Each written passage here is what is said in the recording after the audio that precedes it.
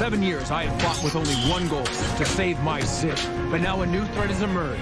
A danger so severe it has forced me to leave my family in order to face it. And it won't be enough for me to just be the Green Arrow.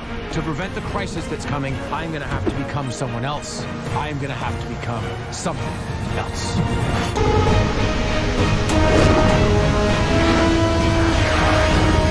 What's up, DC Nation? Welcome back to another video. And guys, if you're new to my channel, make sure you subscribe because I always create this kind of content every day that you don't want to miss. And if you end up liking the video, give a big thumbs up. And honestly, this season was awesome, alright? Like, episode 1 knocked it out of the park right off the bat. Like, honestly, you see him go to Star City, you find out he's on Earth 2, and he's traveling to recruit heroes, which obviously we didn't get. Oh, he goes to Smallville, he goes to these other Earths. Which I didn't expect him to do that. But to see him like come across Laurel, we see Tommy, Moira, and looking back at this episode and looking at the series finale, it just connects so well. It brings this like whole season together very well. And guys, we also see some kick-ass fight scenes. There's a bunch of stuff in the premiere that's so awesome. We also see one of my favorite scenes with Adrian Chase, and he's the Green Arrow working with Laurel. And Merlin stole dwarf star particles, which make for a very real weapon. Overlaying the blast radius with a map of the glade should allow us to pinpoint its optimal location. Seems like you, Chris, and Felicity are road to one. I can only narrow it down to 4 square blocks. So we split up, find it on foot. No, we don't. Thea died in the glades. We find out where, we find Tommy. What are you, some kind of psychic? Maybe I'm just 10 steps ahead of you.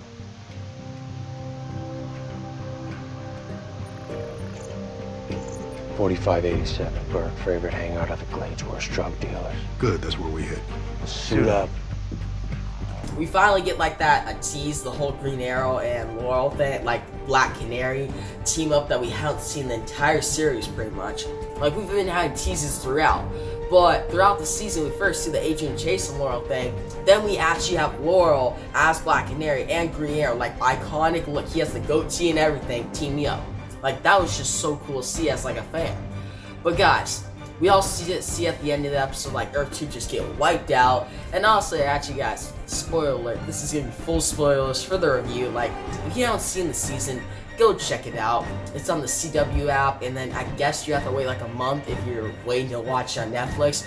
But wait for it, alright? Once it drops, watch it, binge it, only 10 episodes, alright? But guys, honestly, ends with Earth 2 getting destroyed. I remember watching that episode. It was so crazy, right? Like, it pumped me up for the season. I was so excited. I was like, man, I knew this was gonna be good, but I didn't know it was gonna be this good. So it started off the season with a bang. Now, episode 2 continued that. We saw Katana, awesome action sequences. We saw Hong Kong. I know some people like gave it crap about the whole China White thing, but I'm cool with her. I don't have a problem with China White, really. Like, she's not the best villain, but she's not annoying either.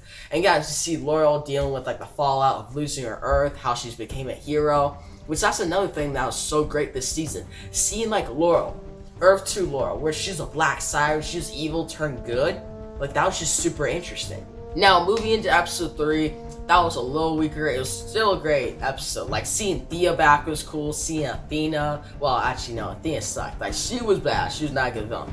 Seeing Talia was cool. And the whole League of Heroes thing, the Monitor creating the League of Assassins, those were, like, big things in that episode. And we got some, like, cool action sequences. But the problem with that one, like, the nostalgic moments, like the throwbacks, weren't done as well, and it just felt a little slower. Like, episode 1 and 2 were like back to back. Like, they were, well, not like back to back, like every scene mattered. Like, it really flowed well, and when I was watching it and when it ended, I was like, man, that was quick, but there's so much to unpack. When episode 3, there wasn't a lot to unpack, but then it felt so long to watch, alright? Like, it wasn't a bad episode, just after watching 2 amazing episodes, it kind of fell flat a little bit. And that's when we moved to my weakest episode, well, one of the weakest episodes of the season, episode 4, which present tense, when we see like the future, which that was actually a big cliffhanger episode 3 that kind of actually made episode 3 matter more. Which, actually, before we go into episode 4, let me talk about the flash forwards at the beginning of the season, episode 1 through 3. I thought that really threw off the whole momentum, honestly. Like, well, it didn't throw it off, but it was kind of like an interruption. Like episode 1, 2, you're going through this awesome stuff, callbacks, seeing these characters, seeing Oliver develop, and then hey, we just gotta check out this flash forward storyline that doesn't even mean shit at all. Like, it didn't make sense. Now, it made sense when they came back to like the present, but it just felt kind of like a waste to have that first 3 episodes. Like, why not just cover that in season 7 and then make it like a big surprise at the end of episode 3, where that big surprise, it was still huge, but imagine how much more huger it would have been if you would have wrapped that up in season 7 then brought them back. Alright, but guys, so episode 4, there was great action sequences. It was cool seeing all these like people from the future, like the sons and daughters, interact with Diggle, Oliver, not Felicity actually, Dinah, Renee. It was cool. But the big grit with that episode was Deathstroke. Like, honestly, Grant Wilson was terrible, alright? That was bad, alright? The action scene was really cool, but the villains were bad, and it just felt kind of weird. It felt like a weird episode. It wasn't bad, like, it was still decent, but it kind of, like, slowed down the momentum. And at that point, I was like, alright, season 8 needs to kick it up back into gear again, because it started out amazing. Like, it was going toward amazing season. But now it's slowing down. And that's when we got to episode 5, which is so good. The Russian storyline, and seeing Mia being trained by Oliver with the whole tennis balls. We see Anatoly again, they go to Russia. You see the whole callbacks at season 5. How did you do that? variable acceleration. All right, it's all about timing. You keep practicing, you keep flowing, it just becomes second nature. All right. Again. So you want a break, maybe? She's a machine, Dad. They don't need breaks. And speaking of machines, I have something to show you guys. That episode was really good, alright? It just really brought the momentum back. But probably the favorite episode, my favorite episode, actually, not my favorite episode of the season, other than the series finale, would be this episode, Reset. Episode 6. When we see Quentin come back, and it's kind of like a Groundhog's Day type situation. And guys, this episode was just so good. It was emotional. Like, honestly, it makes you tear up. You see Oliver, he can't like deal with his death. And it was so cool to see him deal with that, see Laurel deal with losing Quentin. Paul Blackthorne just blew it out of the water, like killed it. And the action was great, the scenes were great, and it was just so good. It brought, like, what this? Episode 1 to amazing. Episode 3 and 4 slowed down. Episode 5 was a great episode, but then episode 6 made me feel like, man, this is the final season. Like, it made me get that feel again. It made me like that nostalgic again.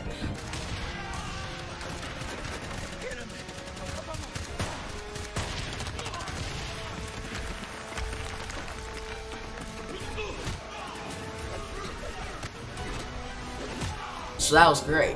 And episode 7 continued that. They go back to Lian Yu, you see all these goodbyes, you see freaking Yao Fei, you see the Rider guy from season 1. It just brought all these moments back, and it was just so crazy. The action scenes were good. And guys, another character that showed up throughout this, like, first part, 7 episodes of the season was Harbinger. And she shows up, we find out that, like, Lila, she was working with Monitor. It was a great twist, it made sense. And it gave her like a great arc for the season, and that came like full circle in this episode and set up Crisis very well. Alright?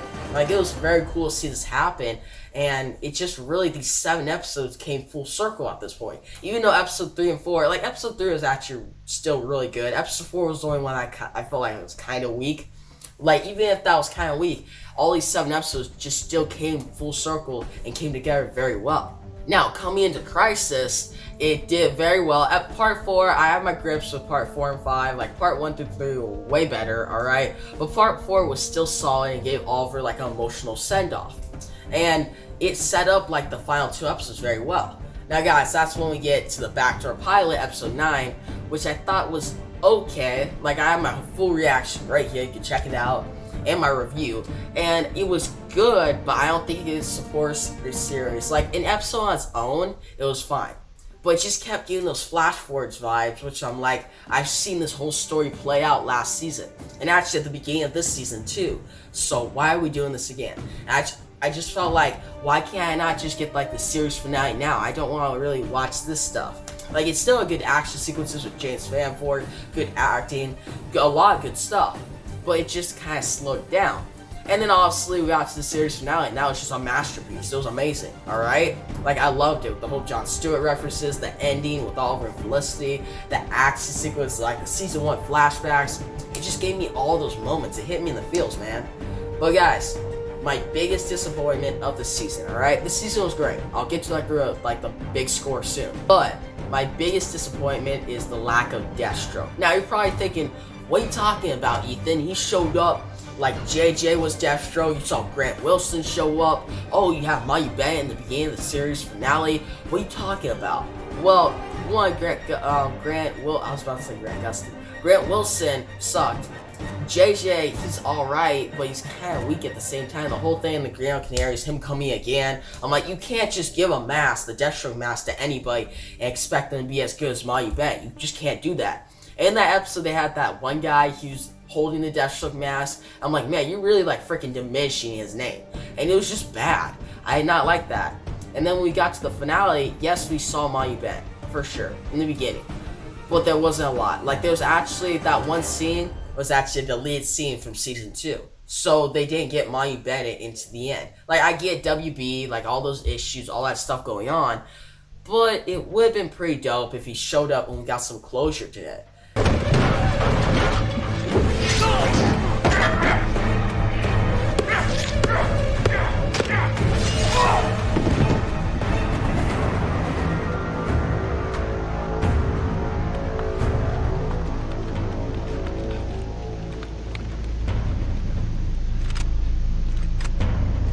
And honestly, back in season 6 when we had that 2-parter, I wish they devoted everything in that episode to him.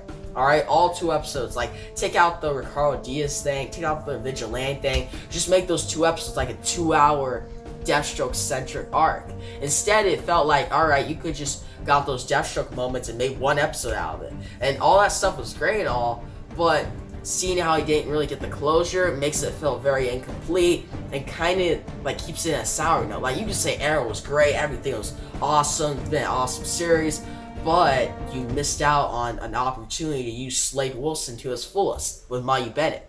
So yeah, that's my biggest disappointment. And in the comments section below, tell me what you think they should did, what scenes they should do with him. Should they have brought him back? Do you disagree with me? Do you agree with me?